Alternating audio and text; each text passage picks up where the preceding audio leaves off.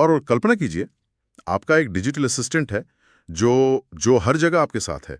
सुबह जब आप बाथरूम के शीशे के सामने खड़े होते हैं तो वो वहाँ होता है, जब आप अपनी कार में बैठते हैं तो वो डैशबोर्ड पर आ जाता है, ऑफिस के डेस्कटॉप से लेकर शॉपिंग मॉल की स्क्रीन तक वो एक ही है जिसकी याददाश्त एक ही है और जो आपकी हर बातचीत को याद रखता है। आज हम इसी की पड़ताल करेंगे। क्या OpenHuman.ai सच में इंसानी बातचीत का भविष्य है या ये सिर्फ एक बेहतर दिखने वाला सीरी है? और सबसे बड़ा सवाल तो ये है कि क्या हम कभी एक एआई के साथ असली रिश्ता बना पाएंगे? बिल्कुल। ये सवाल बिल्कुल सही है, क्योंकि हम आज जिस टेक्नोलॉजी की बात कर रहे हैं वो इसी वादे पर बनी है। हमारे पास जो दस्तावेज हैं वे OpenHuman.ai के विजन, टेक्नोलॉजी और पूरे इकोसिस्टम की जानकारी देते हैं। और इन दस्तावेजों में ना एक बहुत दिलचस्प बात सामने आई है। वो इसे डिजिटल ह्यूमंस के लिए एक ऐप स्टोर कहते हैं। डिजिटल ह्यूमंस के लिए ऐप स्टोर? हाँ, ये एक ऐसा मार्केट प्लेस है जहां कोई भी डिजिटल ह्यूमन बना सकता है, बेच सकता है और हम जैसे यूजर्स उन्हें खरीद कर अपने सभी डिवाइसेस पर इस्तेमाल कर सकते हैं। ठीक है, तो आज का मिशन साफ है। हमें यह समझना है कि यह सिस्टम काम कैसे करता है। इसके जो 3 मुख्य हिस्से हैं, बनाने वाला, बेचने वाला प्लेटफॉर्म और इस्तेमाल करने वाला यूजर, ये एक दूसरे से कैसे जुड़े हैं। और सबसे जरूरी बात, अलग अलग डिवाइसेस पर एक ही याददाश्त बनाए रखने का वो जादू कैसे होता है। बिल्कुल। तो चलिए शुरू करते हैं। सबसे पहला सवाल तो यही है कि इसकी जरूरत अब क्यों पड़ी? ऐसा क्या बदल गया है? हाँ, यहीं से कहानी दिलचस्प होती है। इन नोट्स के मुताबिक पिछले 10 सालों में 3 बड़ी टेक्नोलॉजी क्रांतियां एक साथ तो हुई हैं, लेकिन अलग अलग साइलोज में। पहला है दिमाग यानी इंटेलिजेंस। ChatGPT जैसे LLMs ने बातचीत को समझने और तर्क करने की समस्या काफी हद तक हल कर दी है। हाँ, वो तो हम सब देख ही रहे हैं। और दूसरा है आवाज यानी वॉइस। 11 लैब्स जैसी टेक्नोलॉजी ने रोबोट जैसी आवाजों को इतनी असली इंसानी आवाजों में बदल दिया है कि कभी-कभी फर्क करना मुश्किल हो जाता है। सही बात है। और तीसरा है चेहरा यानी अपीयरेंस। मेटा ह्यूमन जैसी CGI टेक्नोलॉजी से इतने असली दिखने वाले चेहरे बन सकते हैं कि आप उन्हें हॉलीवुड फिल्मों में देख रहे हैं। तो दिमाग, आवाज और चेहरा तीनों तैयार हैं। तीनों के बिल्डिंग ब्लॉक्स तैयार हैं, लेकिन इन सबको जोड़ने के बाद भी एक बहुत बड़ी चुनौती बची हुई थी। और वो चुनौती क्या है? क्योंकि ये तीनों चीजें तो अपने आप में ही काफी पावरफुल लगती हैं। यही इन दस्तावेजों का सबसे अहम हिस्सा है। वैसे कहते हैं आखिरी बाधा या द फाइनल बॉटलनेक। ओके। और वो है नेचुरल मूवमेंट और जेस्चर, मतलब स्वाभाविक हाव भाव। अच्छा। मतलब एक डिजिटल ह्यूमन बातचीत के दौरान सही समय पर सही भावना के साथ अपने हाथ पैर कैसे हिलाए, वो स्वाभाविक कैसे लगे। अरे हाँ, ये तो मैंने सोचा ही नहीं। ये वाकई मुश्किल होगा। मतलब जब हम बात करते हैं तो हमारे हाव भाव तो अपने आप निकलते हैं। इसे AI कैसे सीखेगा? ये मुश्किल इसलिए है क्योंकि शब्दों और हाव भाव का कोई सीधा 1-to-1 कनेक्शन नहीं होता। सही है। हाँ कहने के 100 तरीके हो सकते हैं और हर तरीके में आपके हाथ और चेहरे का भाव अलग होगा। इमोशन और कॉन्टेक्स्ट के हिसाब से सब बदल जाता है। और जो पारंपरिक मोशन कैप्चर मोकैप होता है वो तो बहुत महंगा होगा। बहुत महंगा। और रियल टाइम AI बातचीत के लिए तो बिल्कुल प्रैक्टिकल नहीं है। तो फिर OpenHuman ने इसे कैसे हल किया? उनका दावा है कि उन्होंने एक AI मोशन सिंथेसिस इंजन बनाया है। AI motion synthesis engine? हाँ, इसे ऐसे समझिए जैसे ये एक AI कठपुतली चलाने वाला है जिसने हजारों घंटों की इंसानी बातचीत को स्टडी किया हो। उसे पता है कि जब कोई उत्साहित होता है तो उसके हाथ कैसे हिलते हैं। अच्छा। और जब कोई जटिल बात समझा रहा होता है तो उसके चेहरे के भाव कैसे होते हैं। वाह! तो ये इंजन टेक्स्ट, ऑडियो और इमोशन को इनपुट के तौर पर लेता है और रियल टाइम में स्वाभाविक हाव भाव जनरेट करता है। AI पपेटियर, ये तो कमाल का एनालॉजी है। मतलब सिर्फ एक बोलता हुआ सिर नहीं, बल्कि एक पूरा शरीर जो बातचीत में शामिल है। बिल्कुल। ये सब सुनने में तो बहुत बड़ा और जटिल लगता है। आखिर ये सब हिस्से क्रिएटर, यूजर और प्लेटफॉर्म एक साथ काम कैसे करते हैं? हाँ, तो इन दस्तावेजों में ना पूरे इकोसिस्टम को 3 किरदारों में बांटा गया है। ओके। क्रिएटर, प्लेटफॉर्म और एंड यूजर। पहला, क्रिएटर। ये वो लोग हैं जो इन डिजिटल ह्यूमंस को असल में बनाते हैं। ये 3D आर्टिस्ट हो सकते हैं, AI डेवलपर्स हो सकते हैं या लेखक भी हो सकते हैं जो सिर्फ पर्सनैलिटी डिजाइन करते हैं। अच्छा। दूसरा, प्लेटफॉर्म। ये खुद OpenHuman.ai है। ये एक मार्केट प्लेस और टेक्नोलॉजी का इंफ्रास्ट्रक्चर देता है। एक ज़रूरी बात यह है कि ये खुद डिजिटल ह्यूमंस नहीं बनाता, बल्कि उन्हें चलाने के लिए एक तरह से सड़कें और बिजली देता है। और तीसरा अरा तो बिल्कुल ऐप स्टोर जैसा है। हाँ, बिल्कुल। लेकिन क्या ये मॉडल एक डिजिटल ह्यूमन जैसी निजी चीज के लिए सही है? मतलब क्या इससे क्रिएटर्स के बीच भी वैसी ही गलाकाट प्रतियोगिता नहीं शुरू हो जाएगी जैसी हम ऐप स्टोर्स में देखते हैं? ये एक बहुत बड़ा और जरूरी सवाल है। जहां टॉप पर कुछ ही लोग कमाते हैं और बाकी सब बस भीड़ में खो जाते हैं। हाँ, ये एक रिस्क तो है। एक तरफ ये क्रिएटर्स को एक समझाया मॉडल देता है, लेकिन दूसरी तरफ जैसा आपने कहा, ये प्लेटफॉर्म को बहुत ज्यादा कंट्रोल भी देता है।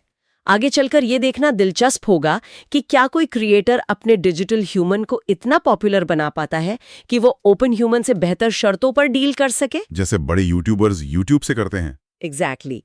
ये एक ओपन इकोनॉमी का वादा तो करता है, लेकिन पावर अभी भी प्लेटफॉर्म के हाथ में ही दिखती है।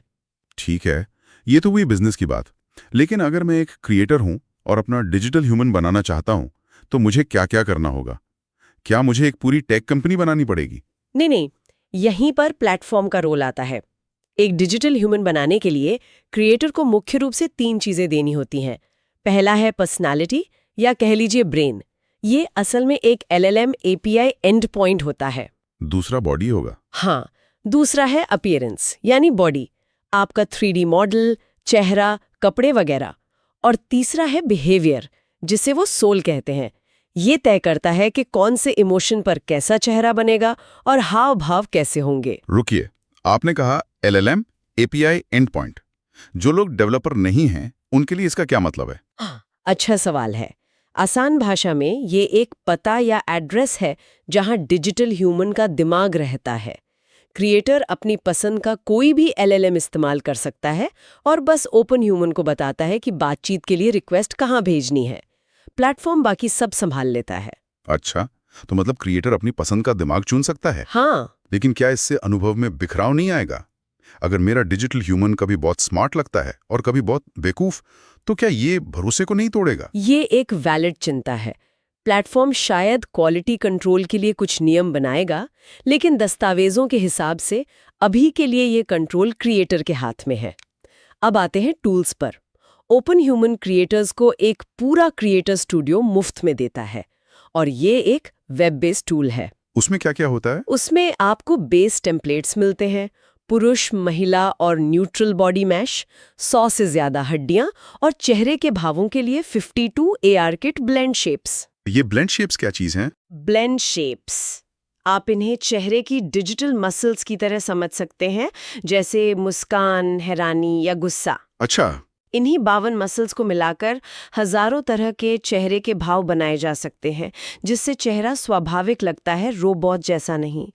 इसके अलावा एक 3D एडिटर है, फेस रैपिंग टूल्स हैं और सबसे जरूरी एक टेस्टिंग एनवायरनमेंट भी मिलता है, जहां आप रियल टाइम में देख सकते हैं कि आपका क्रिएशन कैसा बर्ताव करेगा। बिल्कुल। आप वॉइस इनपुट देकर रियल टाइम में देख सकते हैं कि आपका डिजिटल ह्यूमन कैसा बर्ताव करेगा। वाह, तो क्रिएटर्स के लिए तो एक पूरी दुनिया बनाने जैसा है। लेकिन ये सब पर्दे के पीछे की कहानी है। हम जैसे आम यूजर्स के लिए इसका क्या मतलब है? दिन भर की जिंदगी में ये कैसा दिखेगा? हाँ, अब आते हैं सबसे रोमांचक हिस्से पर, यूजर एक्सपीरियंस। दस्तावेजों में एमी नाम के एक डिजिटल ह्यूमन के साथ एक पूरे दिन का उदाहरण दिया गया है, और ये वाकई ओपन ह्यूमन के सबसे बड़े सेलिंग पॉइंट, कॉन्टेक्स्ट सिंक्रोनाइजेशन को समझाने के लिए बेहतरीन है। ठीक है, तो चलिए एमी के साथ एक दिन बिताते हैं।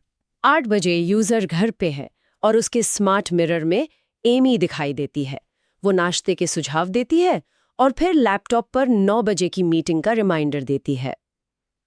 ओके, फिर सुबह 8 बजे जब यूजर अपनी कार में होता है, तो वही एमी अब कार के एंड्रॉयड ऑटोमोटिव डिस्प्ले पर है। और वो सुबह की शॉपिंग लिस्ट वाली बात जारी रखती है जो उसने मिरर के सामने शुरू की थी। बिल्कुल। सुबह 9 बजे ऑफिस में डेस्कटॉप पर एमी दिन के टॉप 3 काम दिखाती है। फिर दोपहर 12:30 बजे जब यूजर लंच के लिए बाहर बस स्टॉप पर खड़ा है, तो एमी फोन पर लोकेशन के आधार पर पास के एक रेस्टोरेंट का सुझाव देती है। और ये सिलसिला शाम तक चलता रहता है? हाँ, शाम 6 बजे सुपरमार्केट में यूजर एक कियोस्क पर QR कोड स्कैन करता है और एमी उस बड़ी स्क्रीन पर आ जाती है, शॉपिंग लिस्ट दिखाती है। और रात 8 बजे घर पर स्मार्ट टीवी पर एमी स्वागत करती है और मूवी देखने का सुझाव देती है। तो एक ही अम्मी, एक ही याददाश्त के साथ दिन में 7 से ज्यादा डिवाइसेस पर दिखाई दी। हाँ, बातचीत कभी टूटी नहीं। और जो हैंड ऑफ था, मतलब एक डिवाइस से दूसरे पर जाने का समय, वो 2 सेकंड से भी कम था। ये सुनने में भविष्य जैसा तो लगता है, लेकिन क्या ये थोड़ा डरावना भी नहीं है? हाँ, एक ही असिस्टेंट मेरे बेडरूम से लेकर मेरे ऑफिस तक सब कुछ सुन और देख रहा है। प्राइवेसी का क्या? ये तो एक चलता फिरता सर्विलेंस डिवाइस बन सकता है। आपने बिल्कुल सही नस पकड़ी है। ये उदाहरण मुझे हर फिल्म की याद दिलाता है। हाँ, मुझे भी वही याद आया। बस फर्क ये है कि अब वो सिर्फ एक आवाज नहीं है, बल्कि एक चेहरा है जो आपके साथ हर जगह मौजूद है। ये उस रिश्ते को और भी ज्यादा असली और शायद ज्यादा जटिल बना देता है। दस्तावेज इस पर बात करते हैं। उनका कहना है कि यूजर का data end to end encrypted है और जीडीपीआर, सीसीपीए जैसे कानूनों का पालन करता है। लेकिन क्या ये काफी है? क्योंकि दिन के अंत में एक कंपनी के पास आपकी जिंदगी का पूरा खाका होगा, आपकी आदतें, आपकी पसंद, आपके रिश्ते। बेशक, और यहीं पर भरोसा सबसे जरूरी चीज बन जाता है। इस टेक्नोलॉजी को सफल होने के लिए सिर्फ अच्छा काम करना ही काफी नहीं होगा, उसे भरोसेमंद भी बनना होगा। सही बात है। लेकिन तकनीकी तौर पर ये वन असिस्टेंट एवरीवेयर का कॉन्सेप्ट है। ये सिर्फ एक डिवाइस पर चलने वाला ऐप नहीं है, बल्कि एक लगातार बना रहने वाला साथी है जो आपके कॉन्टेक्स्ट को समझता है। ठीक है, तो इस सीमलेस और उम्मीद है नॉन क्रीपी अनुभव को संभव बनाने के लिए पर्दे के पीछे कुछ सीरियस टेक्नोलॉजी काम कर रही होगी। ये कॉन्टेक्स्ट सिंक असल में कैसे काम करता है? हाँ, टेक्नोलॉजी काफी जटिल है। दस्तावेजों में 2 चीजों पर बहुत जोर दिया गया है। पहला तो वही एआई मोशन सिंथेसिस इंजन जो डिजिटल ह्यूमन को जिंदा महसूस कराता है, और ये 50 मिलीसेकंड से भी कम लेटेंसी में काम करता है, जो रियल टाइम बातचीत के लिए जरूरी है। और दूसरा है कॉन्टेक्स्ट सिंक्रोनाइजेशन सिस्टम। ये एक डिस्ट्रीब्यूटेड डेटाबेस पर बना है। डिस्ट्रीब्यूटेड डेटाबेस, आसान शब्दों में ये एक जादुई नोटबुक है जिसकी कॉपी हर डिवाइस पर होती है। जब भी आप किसी एक डिवाइस पर कुछ कहते हैं तो वो बात 100 मिलीसेकंड से भी कम समय में दुनिया भर के सर्वर्स पर अपडेट हो जाती है। अच्छा, यही वो टेक्नोलॉजी है जो ये पक्का करती है कि एमी को स्मार्ट मिरर पर कही गई बात कार के डिस्प्ले पर भी याद रहे। और ये सब सिर्फ फोन और लैपटॉप पर नहीं, बल्कि स्मार्ट मिरर, कार डिस्प्ले और भविष्य में स्मार्ट ग्लासेस पर भी काम करने के लिए डिजाइन किया गया है। हाँ, मतलब वो सच में हर जगह मौजूद रहना चाहते हैं। बिल्कुल। तो कुल मिलाकर ओपन ह्यूमन सिर्फ एक नया ऐप या चैटबॉट नहीं है। नहीं, बिल्कुल नहीं।